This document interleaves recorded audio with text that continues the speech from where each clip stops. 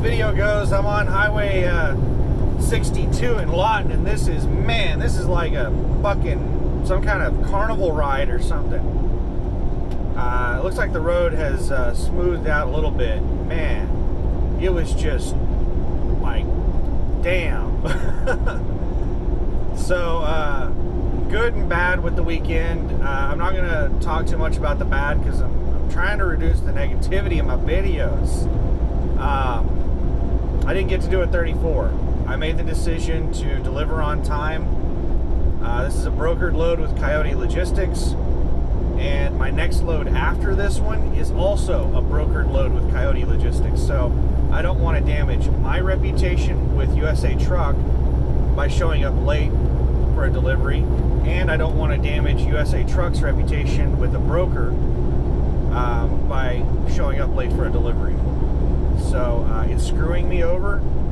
I'm going to be running on recaps, and I'm already restricted on the number of hours that I can run as of today.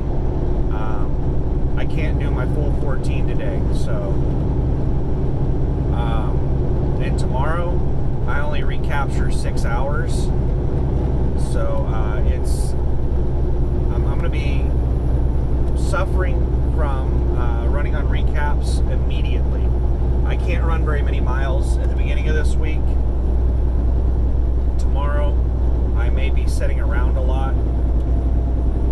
I don't know what exactly the situation is. The way I have it estimated is once I make my delivery tomorrow, I'll have approximately 2 hours for the rest of the day, because this load is going to take up 2 of my hours that I have, and then the load that I'm picking up after this one is going to take a total of somewhere in the area of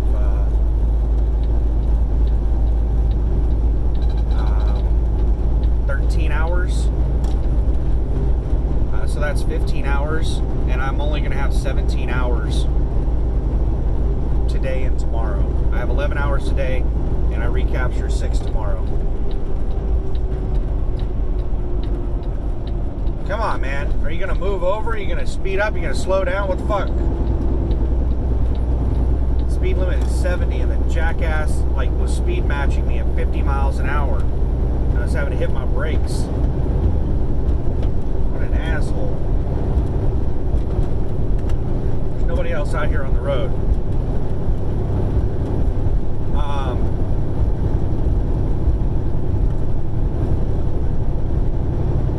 So let's move on from that. It's so I'm not gonna. This is the last thing I'll say about it. Is I'm not blaming the planners or load coordinators on it. I barely had enough time to do a 34 with the original load plan. All of the trailers that I had to put in the shop, I put 2 trailers in the shop on Friday, and that ate up what little time I had to be able to do a 34 at home. And so I'm not blaming the load planners. I would really prefer that my home time have like an extra hour or 2 on it for things that may come up, because there's always something that's going to come up. Construction, anything. The way that they set up the load, I couldn't have anything delay me at all. And I had 2 trailers I had to put in the shop, and I had a couple of other delays. So I was an hour and 46 minutes from being able to do a 34, and I didn't want to show up 2 hours late for this delivery. And then if I show up late for this delivery and they take a long time to unload me, I might have also been late for my next my pickup appointment, because it's 3 hours away, and I have a 3 p.m. appointment. So if these guys take 3 hours to unload me, even if arriving on time at 8:30 a.m., I'm barely going to make my 3 o'clock appointment. So I don't know how long they're going to take to unload me here. Hopefully not very long. But anyway, that's the situation with the 34, and I'm going to be dealing with that all week long. I really hate that I wasn't able to do a 34. I don't like running on recaps. I hate running on recaps. It is inefficient.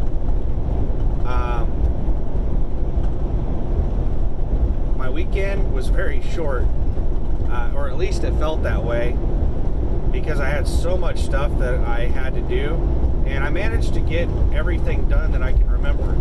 I don't think I forgot anything.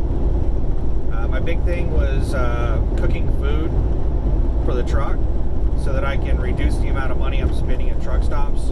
I made a huge thing of dirty rice. I have these big Tupperware containers that are probably about 6 inches deep, and they're probably about 8 inches across, square. They're 8 inches, in both directions.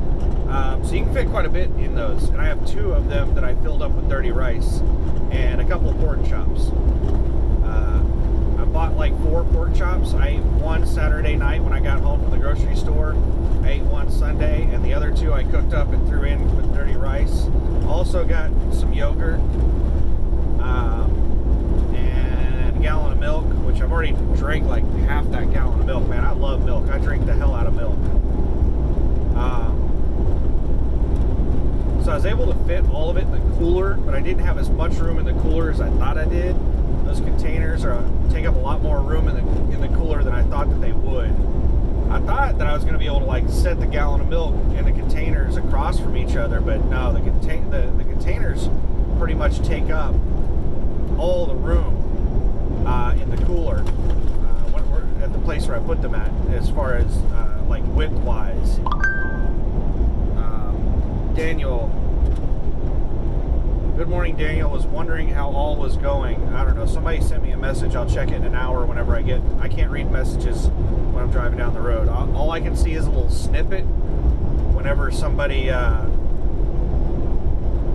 whenever a message pops up. I get a notification, and I can briefly see that notification while it's up, and I can see the first few words.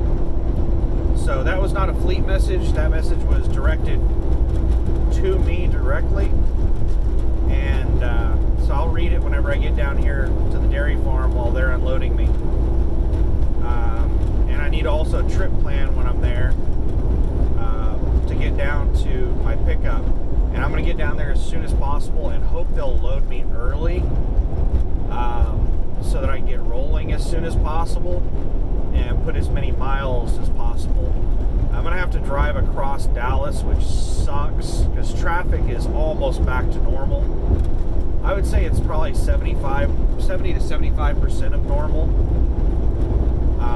It's really hit or miss. I haven't dealt with stop and go traffic in cities yet, but I have dealt with like really dense, slow moving traffic.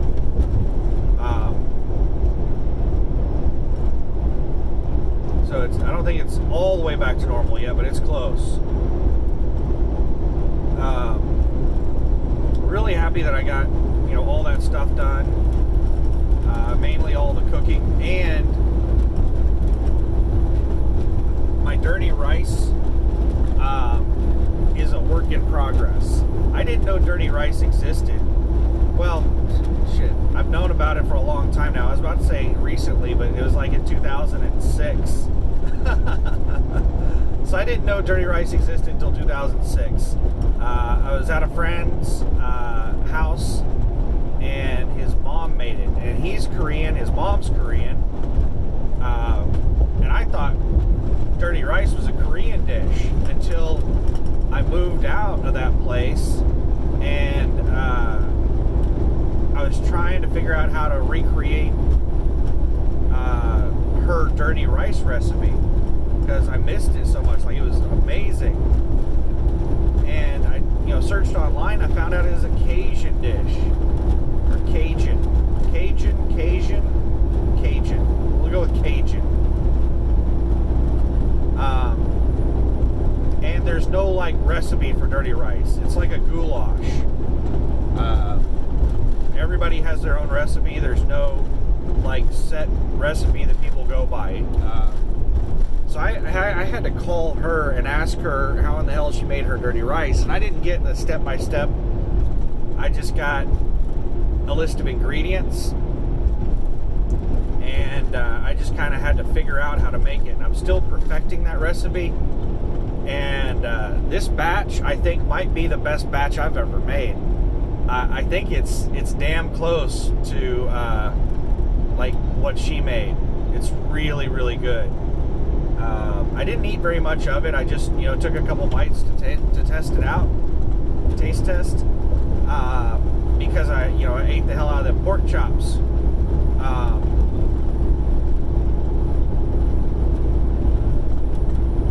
Damn it! I'm just remembering. I remembered to bring the tortilla chips, but I forgot the salsa. I'll get them next week. I'll get the salsa next week. And I bought this guacamole dip, and it was nasty. On the Border or something like that. I bought On the Border regular like picante sauce dip and guacamole dip. And the guac dip was just rank. It was disgusting. I dipped like one chip in it, and I was like, oh, that's nasty. I was like, I'll try it one more chip just to make sure. And yeah, it was still nasty. I'm gonna throw that crap out. And their picante sauce dip, their regular salsa, like, was not very good. Pace picante sauce is like way better. So yeah, I'm gonna avoid On the Border products from now on. But I'm pretty well set up.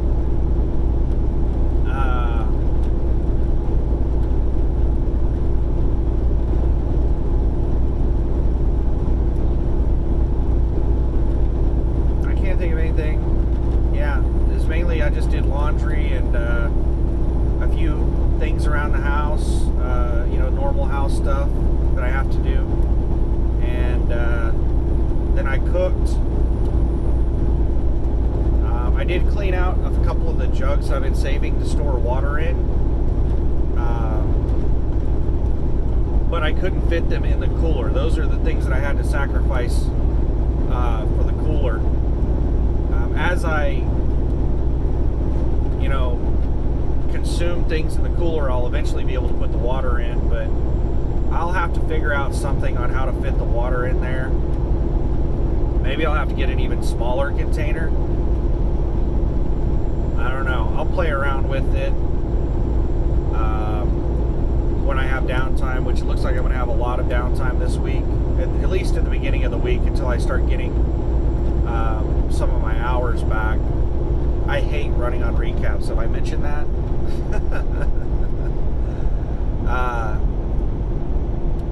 But anyway, yeah, that's about it.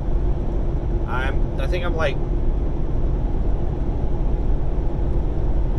still close, like 40 minutes away. My ETA at this place is going to be like right on time at 8:30, and I intentionally did that because I have a long day today, and I wanted to start my 14 as late as possible. I didn't want to start my 14 and then get to this place 2 hours early and they won't unload me, and then I'm just sitting around waiting and burning the hell out of my 14-hour clock. I want to get as many miles as I can on this next load before I have to stop for the night. I am going to have to do a 10 before I can deliver the next load. So I'm planning on knocking out a whole bunch of miles today, and then tomorrow I should, when I wake up, I should only have 3 or 4 hours to drive. But we'll see how it all goes. I can't remember any details about the next load, like weight or product, what kind of product it is or anything. I just remember I'm picking it up in Fort Worth, Texas, and I'm delivering it to Mississippi, and it's like 400 something, close to 500 loaded miles, and I think 176 empty miles if I remember correctly. But still up in the air on the whole owner-operator thing and the lease thing. That's the reason I want to call Christina. I want to find out 2 things from Christina. Number one is I want to, since I can't get access to the load board to look at it before I lease, I want to sit there and talk with her. I want to have her pull up loads on the load board and talk me through them. give me an idea of what the rates are like on the load board in a couple of different areas. Or maybe she can send me screenshots or something. I don't know. And then the other thing I want to talk to her about is purchasing the truck. Like, am I not going to be able to purchase the truck until after I'm signed on with lease? Because, like, I can't move the truck without insurance, and I'm not going to have insurance until I'm leased on. So I just don't know how I could purchase a truck before I'm actually leased on. So I don't know. I'll ask her. She is, I'm sure, a lot more familiar with that kind of stuff than I am, and hopefully she'll be able to give me some kind of recommendation to let me know whether or not I can purchase the truck before I lease on. Because there is that truck that I'm really wanting to buy that's going to be available in about a week, or sometime this week probably. So we'll see. I hope you're having a good day, good week, good month, good year. And if you're not, then I hope it gets better. So have a good one. Thanks for watching. Bye.